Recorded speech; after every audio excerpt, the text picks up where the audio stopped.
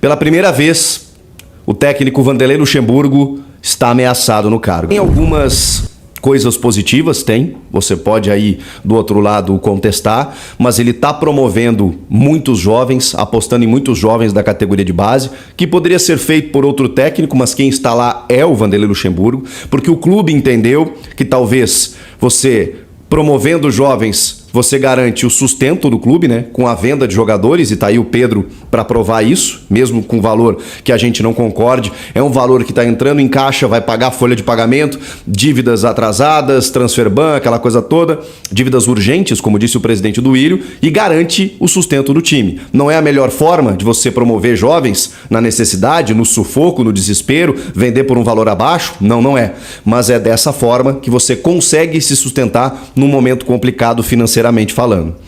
Além disso, o Vanderlei Luxemburgo pegou, obviamente, um time com muitas trocas de técnicos, com a aposta no Fernando Lázaro lá atrás que não funcionou, e aí depois outras mudanças, né, que não deram certo, a gente já falou sobre isso, e aí chega o Luxemburgo no momento em que não havia outra possibilidade de, enfim, de um técnico assumir o Corinthians naquele momento. O outro nome falado foi o de Roger Machado, e até onde eu sei, foi amplamente contestado pela torcida. O Luxemburgo foi um pouco mais aceito pela sua história, por estar com vontade de demonstrar uma possibilidade maior, né, de fazer um bom trabalho, e por ter esse mérito de observar jogador, de promover jovens, como ele fez no Palmeiras antes do Abel Ferreira. Muitos jovens aproveitados pelo Abel.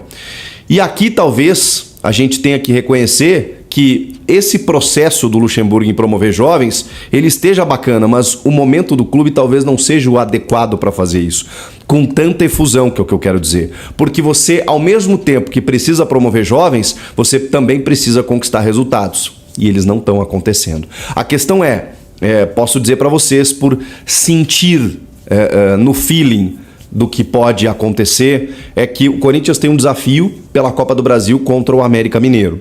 Começa já nessa semana, o jogo de ida em Belo Horizonte. Corinthians decide em casa. Tem uma possibilidade boa de passar, porque o América também está numa fase ruim? Tem. Agora, se o Corinthians não passar pelo América Mineiro, mesmo que o objetivo não seja a Copa do Brasil e seja hoje o campeonato do Corinthians de permanência no Campeonato Brasileiro, eu ouso dizer que o Luxemburgo não começa o segundo turno, porque aí a diretoria não tem muito o que fazer, gente. Por mais que esse trabalho ele precisa de uma longevidade, você flertar com a zona do rebaixamento o tempo inteiro, uma hora você vai entrar.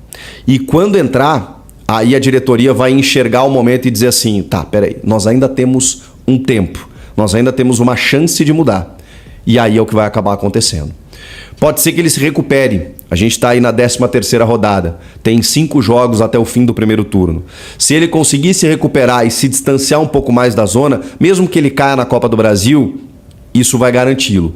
Mas se ele cai para o América e o time continua lá na ponta de baixo do Campeonato Brasileiro sem se recuperar, continuando com essas atuações, não vai durar. O segundo turno não começa com o Luxemburgo. Isso é uma impressão de quem acompanha o futebol há muito tempo e de que está acompanhando esse Corinthians também com todas as pataquadas, né, feitas pela diretoria e agora por comissão técnica, jogadores que não se ajudam, enfim. E o Coringão finalizou a preparação aí para o primeiro confronto de ida das quartas de final da Copa do Brasil diante do América Mineiro, nessa quarta-feira, às 21h30, horário de Brasília, no estádio Independência, lá na casa deles, fiel, em Belo Horizonte, lá na casa do América Mineiro. Então já vai deixando aí seu palpite para esse jogaço. E o técnico de mão, Vanderlei Luxemburgo, relacionou 29 jogadores aí, inclusive o paraguaio Matias Rojas. Claro que ele ainda não está regularizado e não vai jogar com um grupo, não vai jogar aí nessas quartas de final contra o América Mineiro, mas ele viajou com um grupo aí para Minas Gerais. Lembrando que o Renato Augusto, assim como o Cantilho, o Bruno Mendes, o Fausto, o Adson e o Pedro também estão relacionados aí para o jogo contra o América Mineiro.